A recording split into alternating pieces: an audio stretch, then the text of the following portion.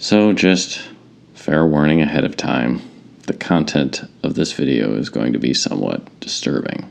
If you recall the rainbow butt monkey that was hired to read to children, because of my diversity or tolerance, this is kind of in the same vein.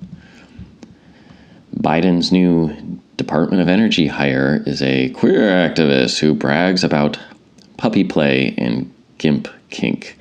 I'm going to skim over this because it's gross and I don't want to dwell on it, but sunlight is the best disinfectant. So you gotta look at what's happening right in front of your face. Paul Joseph Watson via Summit News. The Biden admin's latest Department of Energy hire is an activist who brags about his kink of leading other gay men who are pretending to be dogs around on leashes before having his way with them. Sam Brennan, recently hired by the DoE as Spent Fuel and Waste Disposition Deputy. If you don't recognize Sam's name, perhaps you would know him by his drag queen alter ego name, Sister Ray Dee O'Active. Now, I will give him credit. Apparently, he does have a master's degree from MIT in engineering systems and nuclear science engineering. Okay. But his lifestyle choice is a handler in the, quote, pup community, and it's every bit as degenerate as you might think. Mind you, this isn't dog walking. This is talking about people.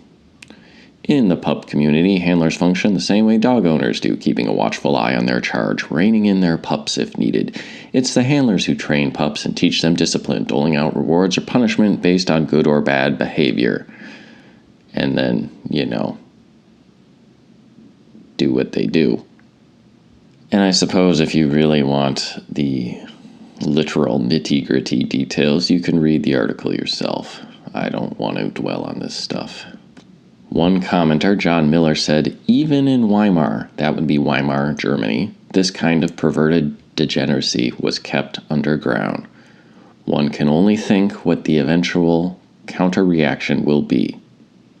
Keep that in mind as we read on here. Rob Dreher, author of Live Not by Lies, writes, he has worked his way up through the progressive establishment. This is what it means to have a Democratic Party governance now. A freak show. None of those people recognize it as a freak show. Appointing to the federal government's nuclear management agency a weirdo who puts his wing-wang up the rear end of men who pretend to be dogs and brags about it to the media is just another day of celebrating diversity, equity, and inclusion TM. The day before yesterday, this dude parading his kink in public would have been considered a disqualifying character flaw. Today, with the Baizuocracy, his fetish is probably what catapulted him over other qualified applicants for the job, because this is not only who the Democrats are, it's what the American establishment has become. They hate normality. End quote. So there was a statement in there about the depravity of Weimar Germany, and how even in Weimar Germany this sort of stuff was there, but it wasn't being rubbed in the average citizen's face in quite the same way. So what is Weimar Germany? So the Weimar Republic was the German state from 1918 to 1933 after World War I. Due to the terms of the treaty at the end of the war, Weimar Germany suffered from terrible hyperinflation. It was an awful time to be a German citizen. And in fact, this is where the phrase stabbed in the back comes from. Because, well, it was argued the German army didn't lose World War I on the battlefield. They were betrayed on the home front, and they blamed, well, the tribal Middle Eastern folks that lived amongst them. And during this period, we're all familiar with the hyperinflation stories, things like a German man took his wheelbarrow full of money and he wheeled it to the bakery to buy a loaf of bread. He set it outside, and as he ran in to get the baker and say, hey, I want to buy a loaf of bread, He comes back out, and his wheelbarrow has been stolen, but all the money has been dumped out because it was worth nothing.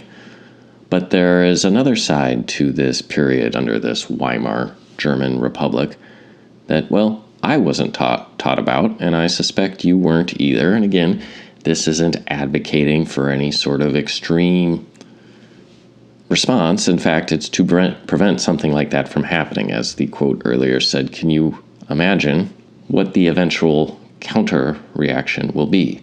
Let's hope it will be measured and just. But it turns out, during Weimar Germany, there was an extreme amount of sexual decadence. Dr. Friedrich Karl Weihe wrote, "The decay of moral values in all areas of life, the period of deepest German degradation, coincided exactly with the height of the Middle Eastern power in Germany. And during this time, every single sphere of major influence had fallen under Middle Eastern control." According to Dr. Karl Weihe's account, he says, well before 1933, the Middle Easterners had taken possession of the film industry even more thoroughly than of the theater. This was understandable because the earnings of the film industry overshadow the earnings of any other artistic activity. The biggest step in the decline of the German cultural life was taken in the field of the light entertainment genre. Here in the genre of musical comedy, and above all, in revue and burlesque, frivolity and lasciviousness were to rear their ugly heads. So much so that during these years, Berlin was quite correctly considered the most immoral city in the world. It was those Middle Easterners who introduced this pornographic art form to Germany, a debased genre completely unknown before the Great War. The Middle Eastern sexologists Ivan Bloch and Magnus Hirschfeld became representatives of sex research, camouflaged as science. Oh, trust the science, yes. A bogus science that was merely an excuse for pornography and propaganda designed to destroy the institute of marriage and the sanctity of the family. Boy, glad we never saw that again. Weihe provides the following useful facts and statistics. In 1931, over 60% of German films were produced by the Middle Easterners. 82% of the film scripts were written by Middle Eastern writers, though they made up less than 1% of the German population. A quick look at the names of directors, producers, stage managers, actors, scriptwriters, and critics revealed everywhere an overwhelming preponderance of the Middle Easterners. They had managed in the space of a mere 14 years to bring about a major transvaluation of values in Weimar Germany. The vices of the past were now its virtues. The only vice that remained was chastity. The British historian Sir Arthur Bryant describes throngs of child prostitutes outside the doors of the great Berlin hotels and restaurants. He adds most of them, the nightclubs and vice resorts, were owned and managed by, well, you know. And it was among them, the promoters of this trade, who were remembered in after years. 10-year-old children turned tricks in railway stations. A group of 14-year-old Russian girls, refugees from the Red Terror and Stalin's communist slaughterhouse, managed to make a lucrative living in Berlin as dominatrices.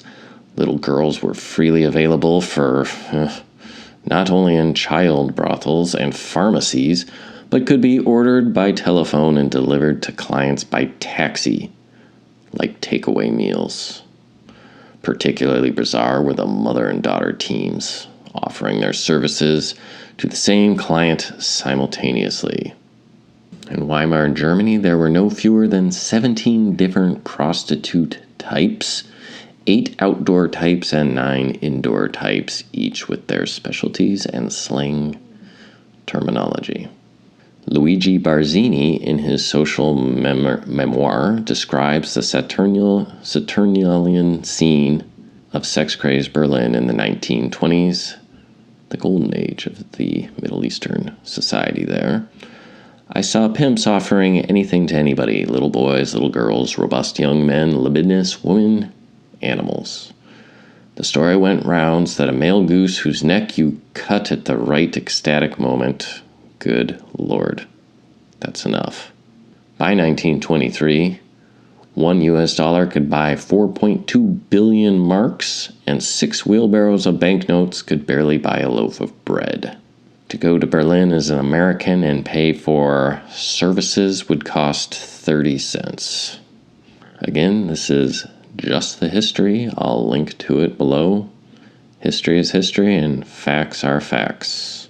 A well-respected and well-known Middle Eastern authority on the Weimar era is Dr. Manfred Reifer, and he is writing in a prestigious Middle Eastern publication here. He says, whilst large sections of the German nation were struggling for the preservation of their race, we, the Middle Eastern, filled the streets of Germany with our vociferations. We supplied the press with articles on the subject of its Christmas and Easter and administered to its religious beliefs in the manner we considered suitable. We ridiculed the highest ideals of the German nation and profaned the manners which it holds sacred. That was published in September 1933. In the same month those words were written, old Mr. Mustache Adolphus removed every single Middle Easterner from a position of influence in mass media, from the fields of literature, art, music, journalism, the cinema, and popular entertainment in general. The influence that the Middle Easterners had exerted on the German psyche was to be regarded henceforth, rightly or wrongly, as pernicious or Bolshevik culture, a derogatory term for the Middle Eastern culture itself that became synonymous with moral anarchy and sexual decadence. And you can see now why I call tolerance a sin or an error. It is a perversion of the Christian virtue of discernment, because tolerance has no line. If you consider yourself a tolerant person, where do you say, well, LGBTQI+++, do you allow the P? Because the second you draw a line, you are no longer tolerant. You see how that works? It's a slow, slippery slope that you go down until you can't say no to anything because you want to keep your social status as a tolerant, open-minded individual. And that's the whole purpose of it. This is why Christians value discernment, because it is difficult to weigh the right and the wrong and the just and the unjust and attempt to get to the truth and attempt to get to the correct path forward. It is a challenging thing to do. Tolerance has no red line, because the second you draw a red line, you are no longer tolerant, and that is why we are on this continuous slide downward into hell. In fact, that was the entire point. George Lukács, one of the founding fathers of the Frankfurt School, he called for a culture of pessimism and a world abandoned by God. Nihilism, right?